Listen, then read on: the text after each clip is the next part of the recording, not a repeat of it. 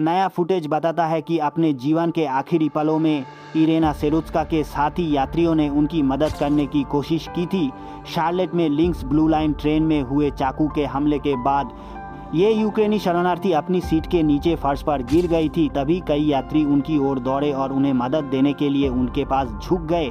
Report के अनुसार बहादुर यात्रियों ने इस 23 वर्षीय पीड़िता पर सीपीआर करने की कोशिश की, जबकि एक व्यक्ति ने अपने घाव को ढकने के लिए अपनी शर्ट उतार दी और दूसरा ट्रेन ऑपरेटर को ये बताने और ट्रेन को रोकने के लिए दौड़ा। दुखद बात यह है कि वे उसे बचाने के लिए कुछ भी नहीं कर पाए। बार बार अपराध करने वाला अपराधी डी कार्लोस ब्राउन जूनियर सेरुत्स्का के पीछे बैठा हुआ देखा गया और वह काम से घर जाते हुए अपने फोन में मग्न थी।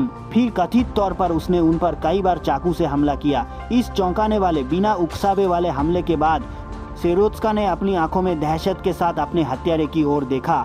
वह डर से सहमी हुई और अपने हाथों से अपना चेहरा ढकती हुई देखी गई। लगभग 15 सेकंड बाद वह फर्श पर गिर गईं।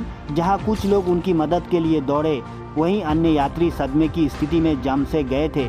जैसा कि वीडियो से पता चलता है कि हमले के तुरंत बाद कई लोग भ्रमित दिख रहे थे। एक भूरे रंग की हुडी वाला व्यक्ति खड़ा होकर ब्राउन का पीछा करता हुआ देखा गया, क्योंकि वह पूरी ट्रेन में खून फैला रहा था, जबकि लाल रंग की एक महिला ने सेरुत्स्का की ओर देखा और फिर अपना सामान लेकर अपनी सीट छोड़कर चली गई। सोमवार को एफबीआई ने घोषणा की कि ब्राउन पर उन राज्य हत्या के आरोपों के अलावा संघीय आरोप भी लगाए गए हैं, जिनका वह पहले से सामना कर रहा है। यदि वह दोषी पाया जाता है तो उसे मौत की सजा हो सकती है। इस पेशेवर अपराधी के पास 13 पिछली सजाएं थी, जिनमें सशस्त्र डकैती के लिए भी शामिल है। और जब कथित तौर पर उसने सेरुत्स्का की हत्या की, तब वह बिना जमानत के रिहा हो गया था और उसका मुकदमा लंबित था। इस बीच उसके परिवार ने कहा कि इस परेशान व्यक्ति को सड़कों पर नहीं होना चाहिए था और व्यवस्था ने उसे विफल कर दिया। उसकी बहन ट्रेसी ने डेली मेल को बताया, वह एक बहुत बड़ा खतरा था। वह अपने सही दिमाग में नहीं था। वह समाज के लिए सुरक्षित नहीं था। हम जानते हैं कि वह पिछले 3 सालों से क्या झेल रहा है और अब एक निर्दोष महिला मर गई है।